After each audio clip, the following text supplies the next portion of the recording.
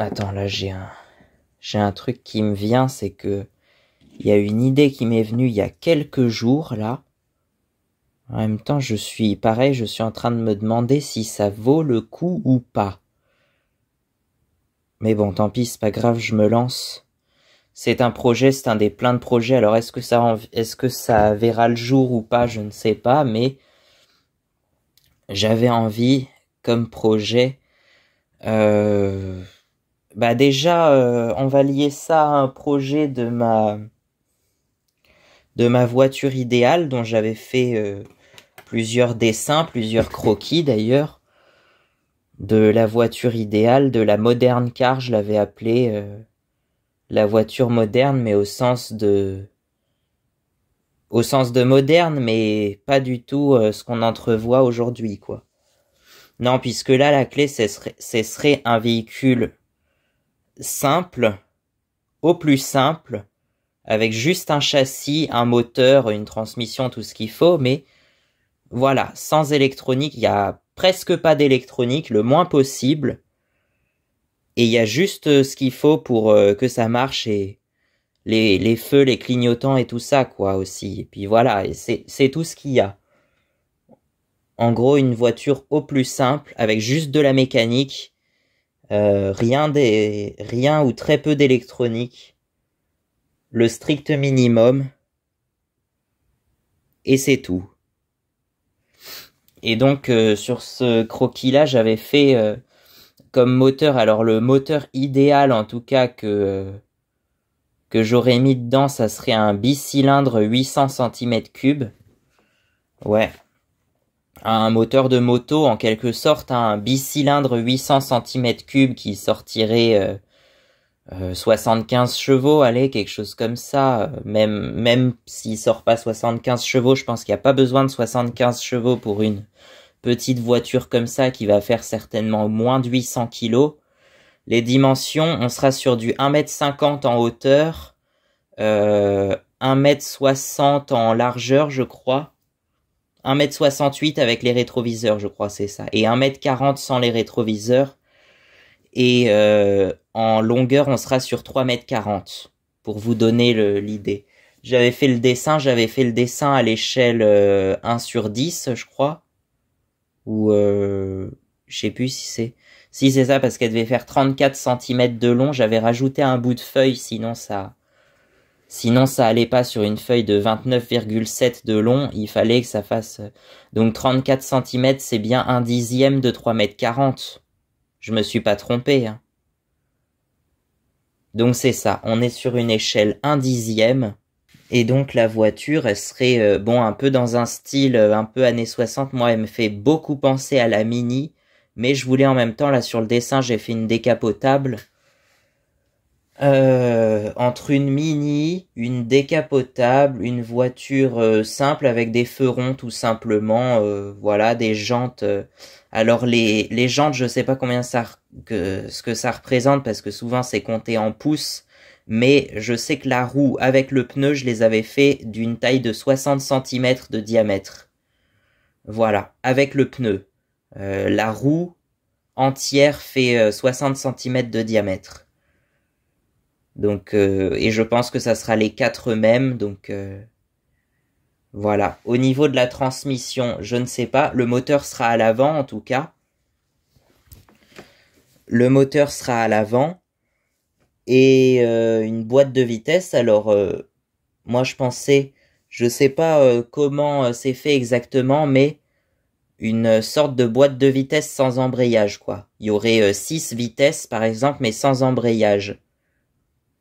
Donc avec soit embrayage centrifuge, soit un système de dérailleur ou je ne sais pas trop quoi. Je suis en train d'inventer quelque chose qui, ça se trouve, va même pas marcher. Donc voilà, je dis des hypothèses, des suppositions. C'est pas grave si je dis d'énormes bêtises, mais c'est juste pour que vous vous rendiez compte de ce que j'imagine, quoi. La transmission sera ensuite, je pense, transmise aux roues arrière parce que même si ça prendra moins de place, ça sera peut-être plus compliqué de transmettre aux roues avant si le moteur est à l'avant, je sais plus. Mais Parce que le schéma classique pour une voiture, bah, comme une Peugeot 106 par exemple, parce que c'est un peu la seule voiture que j'ai eu l'occasion de voir en profondeur comment ça fonctionnait. Donc t'as un moteur, 4 cylindres, 1124 cm3. En l'occurrence, c'est le moteur en question qu'on a, quoi. Il fait 60 chevaux pour 1124 cm3.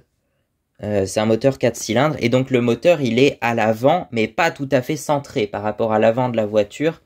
Il est légèrement sur la droite du véhicule, parce que sur la gauche, tu vas avoir la boîte de vitesse. Et donc, la boîte de vitesse, le différentiel un peu au milieu, il va y avoir un différentiel, je pense. Et du différentiel sortent deux cardans qui vont directement aux roues avant. Donc tu as le bloc moteur, boîte de vitesse, transmission, tout est à l'avant. Et voilà, et puis c'est tout. Donc c'est une transmission toute simple à roue avant, donc on appelle ça une traction. Et avec moteur, boîte de vitesse, le différentiel et les cardans, tout est ensemble, tout est en un seul bloc. Voilà. Donc c'est tout simple, quoi. Donc l'idée, ça serait de construire une voiture toute simple. Voilà.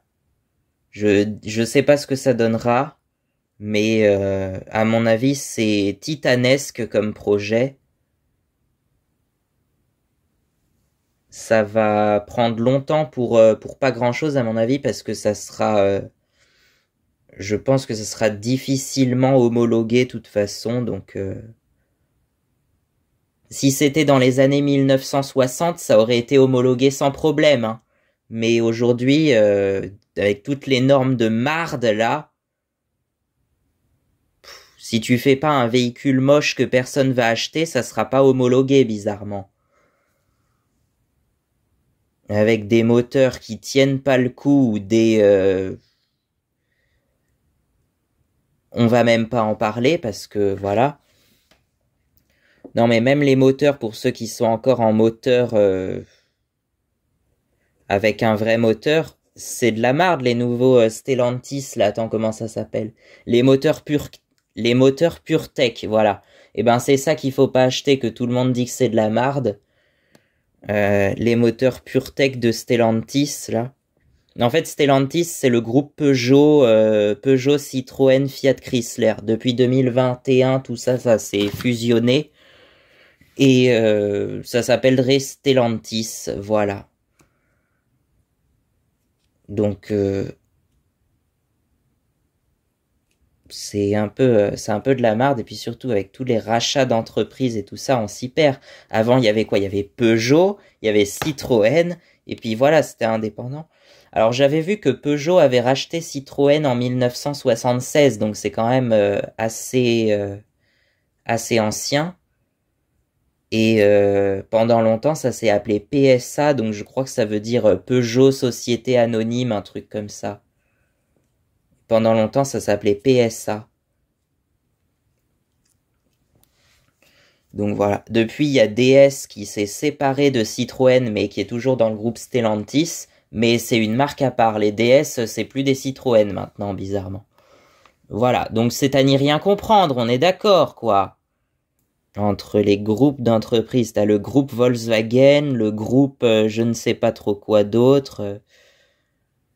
Il y a plus grand chose en indépendant, quoi. Puis sinon, ouais, sinon en opposition des constructeurs qui font des millions de véhicules chaque année, t'as les tout petits que personne connaît et qui font quelques véhicules par an en production. On peut parler de un qui est quand même assez connu, hein, c'est Secma, si vous voulez que je vous en parle, voilà. Secma, c'est basé à Aniche, dans le nord de la France, il me semble. Et ils font des petits véhicules sympas, ils en font une centaine par an, je crois. Et papa, il disait, je crois que si t'en produis, je sais plus si c'est moins de 500 par an ou quelque chose comme ça, bah apparemment c'est beaucoup plus simple en homologation. Donc là, vu que ça sera un modèle unique, de toute façon, je sais pas, hein, mais on n'en est pas là. Déjà, on n'en est même pas à la fabrication, donc non, on va déjà se concentrer au plan d'abord, au plan, à la technique, au cahier des charges et tout ça. Donc ça, pour la voiture idéale, c'est fait. Le cahier des charges, en tout cas. Le plan, c'est vaguement fait. On parle pas d'un plan en 3D comme Benjamin Workshop, là, sur un logiciel hyper poussé. Mais on fait des plans à la Leonardo da Vinci, comme à l'époque, quoi. Et encore, on n'est plus à l'époque de Léonard, c'était il y a 500 ans, ça, plus de 500 ans même, parce que il est né en 1452 et il est mort en 1519, pour vous donner l'idée, quoi. Donc c'était il y a plus de 500 ans, effectivement. Et puis, mais des plans sur papier, je voulais dire, quoi. Et donc, pour en revenir au plan de Léonard, effectivement, pendant longtemps, c'est resté sur papier, et je crois que c'est que au XXe siècle ou quelque chose comme ça, je sais plus, que les maquettes ont été réalisées, en fait. Les maquettes qu'on voit dans son musée, là où il a habité, en fait, le château du Clos Lucé à Amboise. Moi, j'ai été le visiter plusieurs fois, mais je sais plus combien ça fait depuis longtemps, je l'ai pas vu, mais je m'en souviens parce que j'ai dû y aller, je crois, 4 ou 5 fois en tout, peut-être, je sais plus. Mais le Clos Lucé à Amboise, ouais, si vous aimez un peu l'ingéniosité et tout ça, c'est à voir, effectivement. Surtout que là, on parle d'un ingénieur d'un génie de l'époque qui était il y a plus de 500 ans, quoi. Je ne vous apprends rien en parlant de Leonardo da Vinci, comme on l'appelle en italien. Et donc il a vécu à Amboise pendant 3 ans, les 3 dernières années de sa vie, entre 1516 et 1519. Ouais, invité par le roi François Ier lui-même, carrément. Mais sinon, il y a plein d'autres ingénieurs qu'on parle moins, je pense. Et c'est vrai que, est-ce qu'on s'en souviendra 500 ans après? Ça, je me pose la question. Je pense que moi, si j'arrive à percer un jour, je veux pas avoir la prétention de quoi que ce soit, mais si j'arrive à percer un jour, je sais même pas si on se rappellera de moi pendant 100 ans, 200 ans, 500 ans. À mon avis, je vais tomber dans l'oubli comme 99% des gens sur Terre, mais bon. C'est pas grave. J'aurais eu le mérite d'exister, comme on dit. Bon, on revient sur Terre. On revient sur Terre puisque le projet j'allais dire du 22 mars, parce que c'est le 22 mars, je crois que l'idée m'est venue. En fait, c'est en allant chercher, je sais plus quoi, parce que je veux pas tout vous dire non plus, chez quelqu'un, chez un jeune, mais vraiment il est très jeune, hein, il est encore plus jeune que moi, et pourtant il fait des trucs incroyables, il fait de la soudure. Je crois qu'à 12-13 ans, il savait déjà conduire une mini-pelle ou des engins de chantier comme ça. Et aujourd'hui, je crois qu'il a 16 ans. Il va avoir 17 ans dans l'année, je crois. Donc, ouais, je crois qu'il est né en 2008, quelque chose comme ça. Et il a 4 ans de moins que moi, du coup. Et pourtant, il se débrouille super bien. Et là, il veut être soudeur, je crois. Donc, il fait plein de chantiers en soudure. Il avait soudé une remorque, par exemple. Et ça, c'est parfait parce que je me suis dit que moi, la soudure, ça me fait un peu peur. Je sais pas pourquoi, mais ça me fait un peu peur entre la chaleur, les étincelles et tout ça. Je préfère laisser le travail de soudure à quelqu'un d'autre. Mais je suis sûr qu'il serait capable de me souder un châssis tubulaire ou un truc comme ça, je sais pas, peut-être pas maintenant, et il a peut-être pas trop le temps non plus, mais voilà, ça serait une idée qu'il puisse me souder un châssis tubulaire, et puis moi je m'occuperai du moteur pour y mettre dedans, quoi. Donc voilà, j'ai encore jamais démonté de moteur. D'ailleurs, c'est pareil, ça me fait un peu peur parce que c'est quelque chose de très précis, tu vois, entre les jeux de bielle ou je ne sais quoi. Le jeu aux soupapes, par exemple. Le jeu aux soupapes, ça se compte en centièmes de millimètre, par exemple. Donc à partir du moment où quelque chose se compte en centièmes de millimètre, c'est que c'est vraiment très précis, quoi. Donc voilà, je crois que le jeu aux soupapes, c'est souvent entre 0,15 et 0,20 mm. Donc pour vous donner une idée, c'est vraiment très très précis.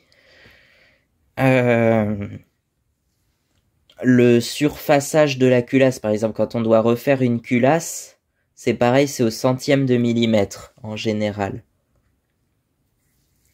Et plein de trucs comme ça. L'alésage, c'est le diamètre du piston, l'usinage du cylindre, le diamètre du cylindre. C'est pareil, ça se compte au centième de millimètre.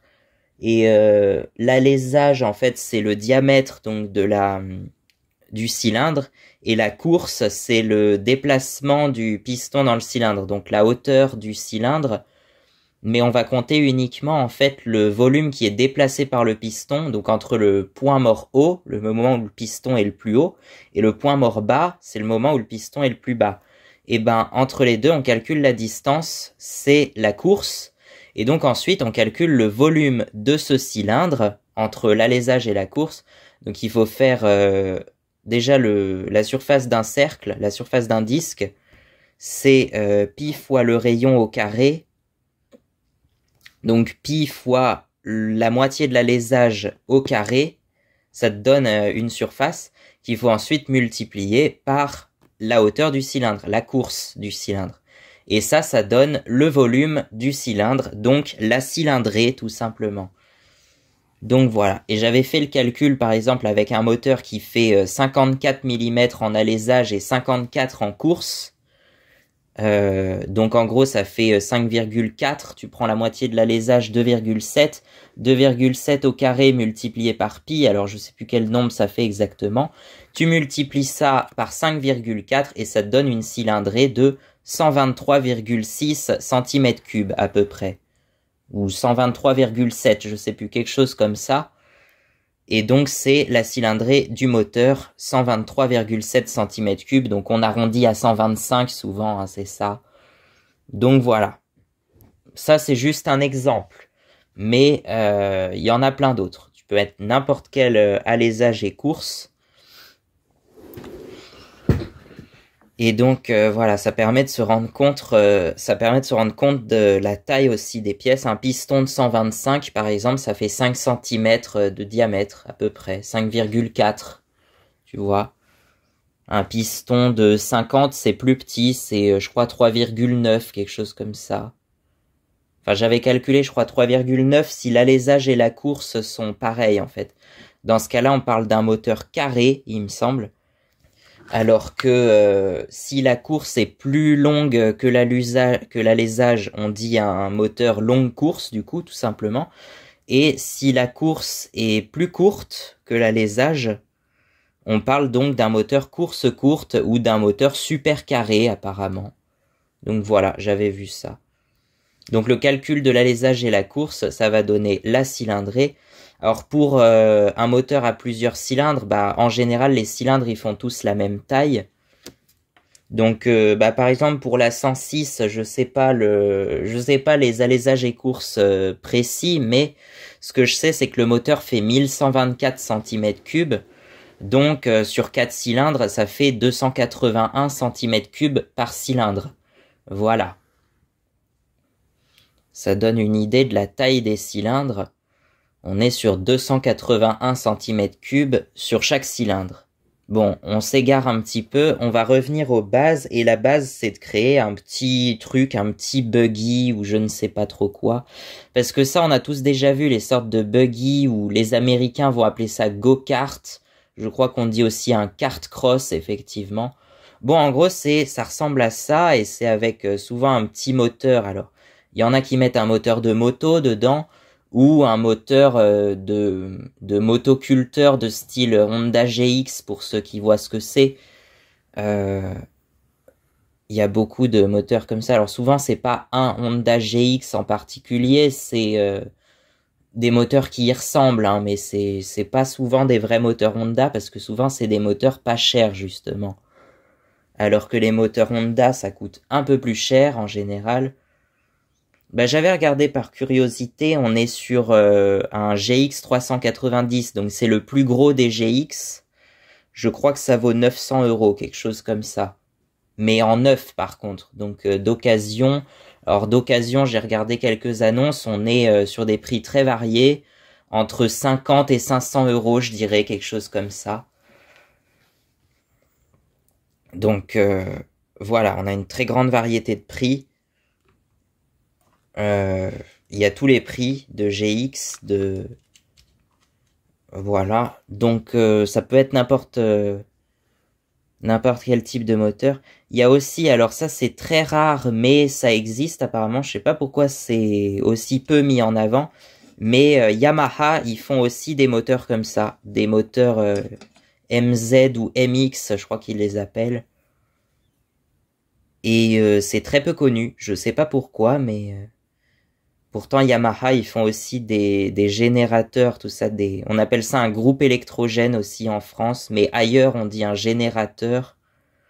Au Québec, en Belgique, en Suisse, je sais plus exactement, mais il y en a qui disent une génératrice, même au féminin. Bon, c'est ça. Et bah c'est la base, oui, d'un moteur de générateur, puisque ça fait, c'est souvent un moteur comme ça qu'on met dessus, et le moteur, il va entraîner un aimant dans une bobine qui va créer de l'électricité, en fait, tout simplement. Et donc, du coup, c'est du courant alternatif, puisque ça alterne entre, par exemple, 220 volts, bah ça alterne entre plus 220 et moins 220, en fait. Donc un moteur de générateur, mais là encore une fois, il y a toutes les tailles, hein. Je crois qu'il y a des petits en 80 cm3 jusqu'à du 390 cm3, je crois, peut-être même encore plus gros. Il y en avait un chez mon cousin, c'était un 7 chevaux. Alors moteur 7 chevaux, ça ferait 210 cm3 à peu près. Je dirais ça comme ça parce que souvent les moteurs, je sais même pas comment ça s'appellerait, moi je dis moteur de motoculteur, mais ça doit avoir un nom spécifique, non? Les Américains, ils disent juste small engine, ce qui veut dire littéralement petit moteur, mais en vrai, c'est pas si petit que ça, puisque t'en as de 390 cm3, voire même j'en ai vu un en 420 cm3. Mais ça a toujours la même structure, c'est-à-dire en un seul bloc, t'as un moteur avec tout ce qui est lié, c'est-à-dire le carburateur, l'admission, l'échappement, le filtre à air et le réservoir d'essence, tout ça en un seul bloc. Et donc ça sert ensuite pour des motoculteurs, des machines qui ont besoin d'une puissance assez importante, parce que là on va être sur 390 cm3, on va être sur 13 chevaux à peu près. Et donc c'est souvent un rapport de 1 sur 30. Je sais pas pourquoi, mais le rapport cylindrée-puissance, on est souvent autour de 1 sur 30 par rapport à un moteur de moto, par exemple, où on va être plutôt à 1 sur 10, voire même 1 sur 5 pour les motos les plus puissantes. Par exemple, les moteurs de R1, je crois que ça fait 180 chevaux pour 1000 cm3, ça fait un rapport de 1 sur 5,55 précisément. Le moteur de la Motoneige Sidewinder et du Buggy YXZ, c'est un peu lié, enfin, je sais pas si c'est la base de la R1, mais ça fait à peu près 180 chevaux pour 1000 cm3 aussi. C'est un moteur 3 cylindres, 1000 cm3, et il fait 180 chevaux. Bon, on n'en est pas là, on veut pas un moteur hyper puissant comme ça, juste un moteur moyen, quoi. Et un moteur moyen, oui, c'est 300-400 cm3, quoi. Il n'y a pas besoin, il n'y a pas besoin de beaucoup plus puissant, je pense. C'est juste que les moteurs Honda comme ça, ou même les autres moteurs de ce style, hein, on va être sur du 1 sur 30 en cylindrée puissance, et donc un 390, il va faire 13 chevaux, par exemple. Ce que je trouve pas beaucoup, puisque 13 chevaux, c'est à peine la puissance d'une 125, par exemple. Enfin, c'est ouais, une bonne 125. Tu vas avoir une 125, ça fait entre 9 et 15 chevaux en général. Donc, on va être sur la puissance d'un gros moteur de 125, quoi. D'un moteur assez performant pour un moteur qui fait presque 400 cm3. Et donc, en fait, c'est qu'il y a une pièce. Alors, les Américains appellent ça le governor, mais en français, je crois qu'on dit le régulateur. C'est une pièce qui, je crois, l'empêche d'aller à plus de 3600 tours minute, quelque chose comme ça. Et du coup, si on l'enlève, on peut monter plus haut dans les tours, je crois jusqu'à 6000 tours, et donc peut-être avoir un peu plus de puissance. Je crois que au lieu de 13 chevaux, il va faire 21 chevaux ou quelque chose comme ça. Donc c'est déjà mieux. C'est déjà mieux, effectivement. Mais pour l'instant, c'est encore très flou comme projet. J'ai juste envie de construire un truc. Je suis en train de réfléchir à je ne sais pas trop quoi. J'avais pensé, vu que tous les buggy qu'on voit, ils ont un moteur à l'arrière, j'avais pensé faire un truc farfelu. Je ne vois pas, même moi, je ne vois pas trop à quoi ça ressemblerait, mais avec un moteur à l'avant. Comme les voitures qui ont un moteur à l'avant, quoi. Bref, toutes les possibilités sont ouvertes. Il faut juste se donner les moyens de réaliser ça. Pour l'instant, je vous laisse et je vous tiendrai au courant plus tard si ce projet vient à ne serait-ce qu'avancer d'1 mm. Mais là, pour l'instant, j'ai autre chose à faire, donc j'y vais. À bientôt. Donc en résumé, j'ai envie j'avais dit ça, je me verrais bien faire des préparations ou je sais pas quoi, mais de moteurs ou des entretiens. Ouais, ou ça peut être simplement d'entretien, mais de moteurs comme ça, de type Honda GX ou de moteurs simples, on va dire. Un moteur de conception simple, ça peut même être un moteur de moto s'il le faut, mais j'ai jamais un moteur monocylindre, quoi. J'ai jamais démonté un moteur, en fait. J'ai fait des entretiens, des vidanges et tout ça. Mais j'ai jamais démonté un moteur, en vrai. Mais je sais comment ça marche, hein, sinon, mais... C'est juste que ça me fait un peu peur parce que c'est souvent des trucs très précis.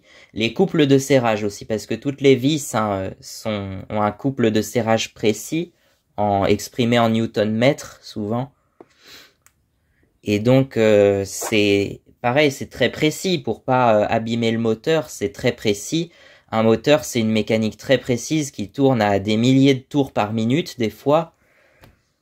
Et donc, voilà quoi. C'est pour ça que je suis un peu hésitant à me lancer dans la mécanique précise. Donc, je fais des petits travaux en attendant, entre-temps. Puis en même temps, vu que je suis pas... j'arrive pas à avoir la motivation pour travailler 35 heures par semaine, par exemple, puisqu'on dit qu'une semaine de travail, c'est 35 heures. Ça fait 7 heures par jour. Si on travaille 5 jours dans la semaine, ça fait 7 heures par jour. Voilà, moi j'avais fait le calcul que si j'étais vraiment motivé, je pouvais travailler 27 heures en une semaine. Ouais, c'est-à-dire 3 heures le matin, 3 heures l'après-midi, entre 9 heures et 12 heures, 9 heures et midi, et entre 13 heures et 16 heures. Voilà. Ceci tous les jours de la semaine, sauf le mercredi après-midi où j'avais besoin d'une coupure, ce qui ferait donc 27 heures par semaine, lundi, mardi toute la journée, enfin 6 heures, lundi 6 heures, mardi 6 heures, mercredi 3 heures, jeudi 6 heures et vendredi 6 heures. Ça fait, si t'additionnes tout, ça fait 27 heures dans la semaine. Et donc le samedi et le dimanche, hein, c'est jour de repos, hein, normal, comme beaucoup de gens. Hein.